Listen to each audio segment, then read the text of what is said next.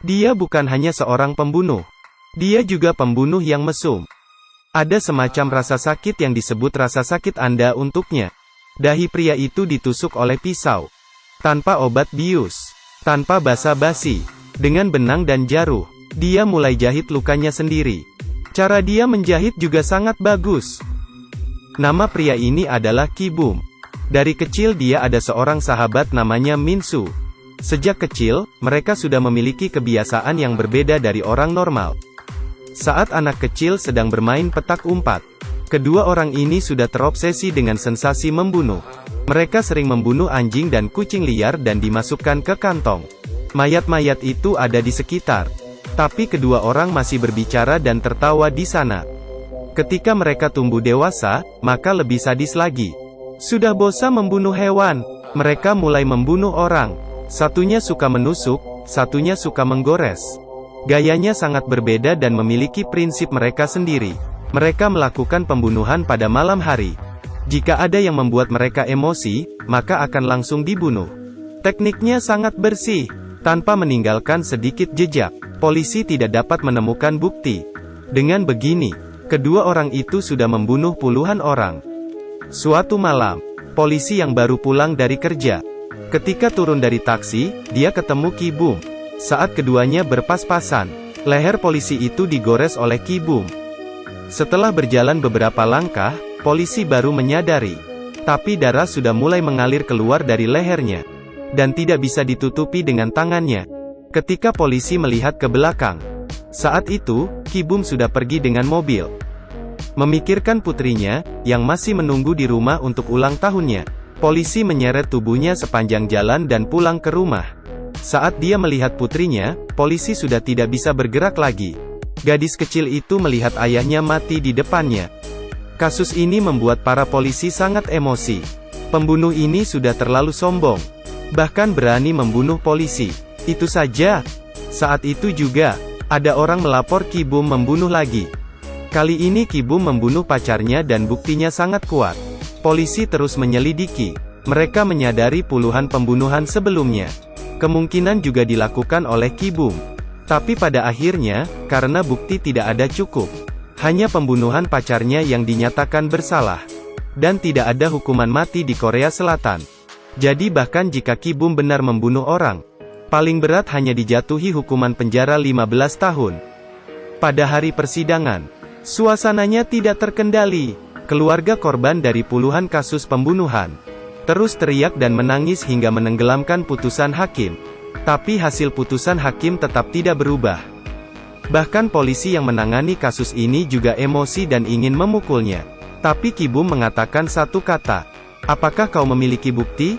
Kemudian dia menertawai polisi itu. Di lautan orang-orang yang berisik, hanya seorang yang paling diam. Dia adalah putri bungsu dari polisi yang terbunuh. Saat itu dia baru mengerti. Kejahatan bisa menang atas keadilan. Itu karena orang baik tidak melakukan tindakan. Kemudian, walaupun dia mengerti juga tidak ada gunanya. Tidak ada yang bisa mengubah hasil keputusan hakim. Apalagi seorang anak kecil. Dalam sekejap mata, 15 tahun sudah berlalu. Ki Bum dibebaskan dari penjara. Tapi waktu tidak bisa menghapus rasa sakit dari kebencian. Sekarang ketua Departemen Kepolisian. Karena Ki Bum membunuh polisi tahun itu. Masih terpendam dendam di hatinya. Saat Ki Bum dibebaskan, paman polisi sedang menunggu di gerbang penjara. Dia ingin memberitahu Ki Bum. Dia akan mencari bukti kejahatannya. Dan mengirimnya kembali ke penjara. Tapi, Ki Bum mengatakan kata-kata yang membuatnya marah lagi. "Apakah kau memiliki bukti?" Bahkan dengan sombong dia meminta rokok dari polisi. Polisi menghadapi pembunuh di depannya. Sangat kesal tapi tak berdaya. Dia hanya bisa membuang puntung rokok di saku Ki Bum untuk melampiaskan kemarahannya. Tapi Ki Bum tidak peduli. Dia melihat punggung polisi kemudian tersenyum dan pergi.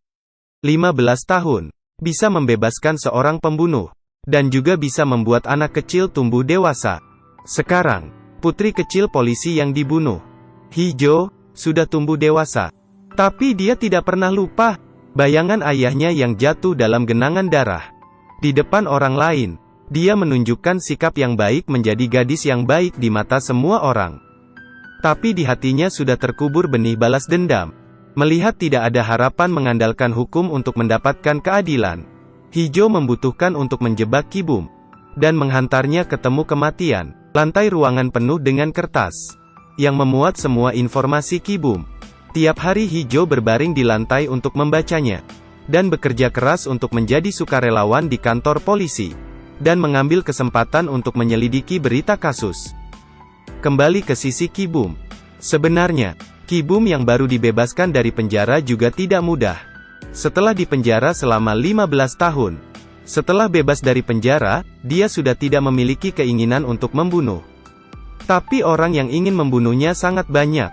Selami paman polisi dan Hijau, ada seorang pria lain yang juga ingin membunuhnya. Orang itu adalah teman baik lamanya. Dia adalah teman yang menemani dia membunuh orang, Min Su. Rupanya, orang yang melaporkannya hingga masuk penjara adalah teman baiknya ini. Saat ini Min Su takut jika Ki Bum yang baru dibebaskan akan datang membalas dendam. Min Su juga takut jika kejahatan pembunuhan mereka terungkap. Awalnya Ki Bum yang baru dibebaskan hanya ingin melampiaskan nafsunya, yang sudah ditahan selama 15 tahun.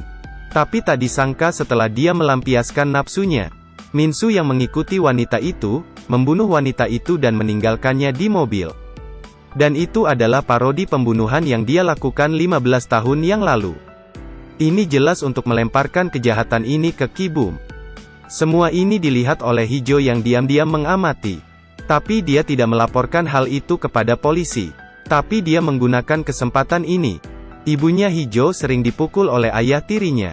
Setelah banyak kali melaporkan ke polisi tapi tidak ada hasilnya, dia juga meniru cara Ki Bum membunuh orang. Dengan batu dia membunuh ayahnya di pinggir jalan. Dia juga ingin melemparkan kejahatan ini ke Ki Bum. Tindakan kedua orang itu seketika membuat kantor polisi meledak. Metode pembunuhan yang sama muncul kembali setelah 15 tahun. Ki Bum kembali dibawa ke kantor polisi untuk diinterogasi. Dia juga berada dalam posisi yang sulit. Tapi yang dihadapi polisi masih masalah yang sama dengan 15 tahun lalu. Tidak ada bukti yang kuat. Tapi polisi menemukan beberapa petunjuk di ponselnya. Setelah Ki Bum dibebaskan, dia terus menelepon seseorang. Orang itu adalah teman baik dari panti asuhannya, Min Su. Dan orang yang memberikan bukti pembunuhan Ki Bum tahun itu adalah Min Su juga. Polisi menemukan petunjuk ini. Min Su memberikan bukti itu agar Ki Bum dipenjara. Suatu malam, Min Su masuk ke rumah Ki Bum. Ki Bum yang mengetahui itu langsung mengeluarkan pisau dan mengarahkannya ke pintu. Secara diam-diam dia menatap ke gagang pintu yang pelan-pelan bergerak. Dia menusuk setang dengan keras. Tusukan itu menembus daging dan darah.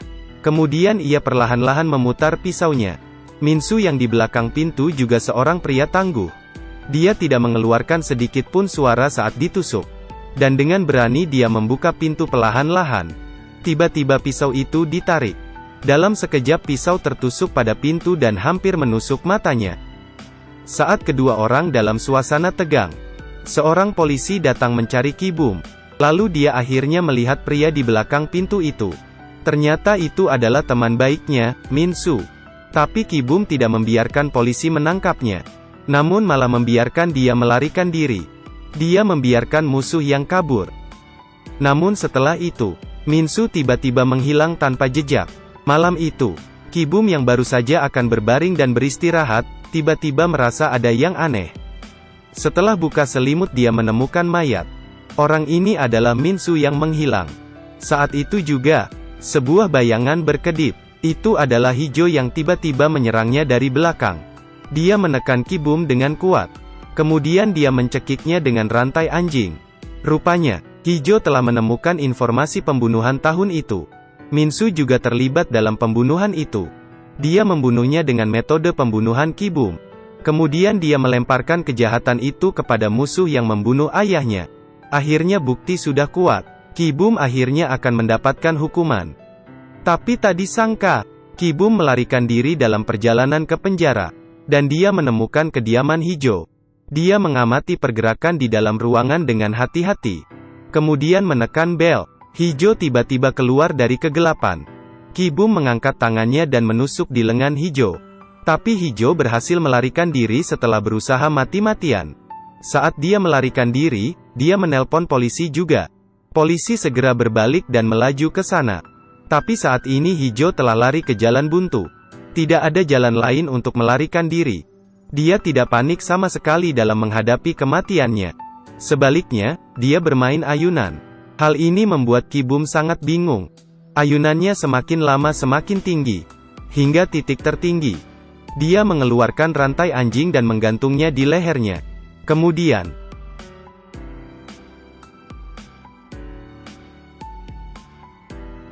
polisi akhirnya tiba saat itu. Tapi Hijau sudah tidak bernapas.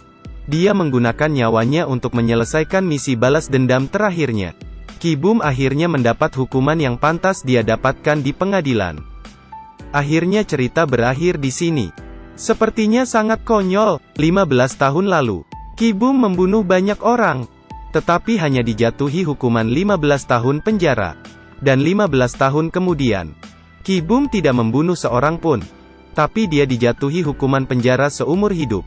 Film ini juga merupakan sindiran terhadap hukum otoritas nasional Korea. Kalimat ini juga harus dikuatkan. Keadilan akan selalu ada, tapi selalu datang telat. Terima kasih sudah menonton. Jangan lupa like dan follow ya. Sampai ketemu lagi. Bye-bye.